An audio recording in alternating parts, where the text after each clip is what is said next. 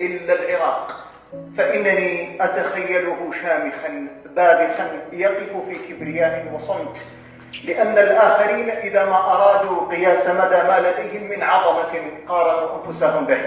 أخبرني عن بلد أشرقت شمس الحضارة على العالم منه، ونبعت أنهاره من الجنة، وشيدت حدائقه المعلقة قبل أن يعرف العالم زوايا الهندسة.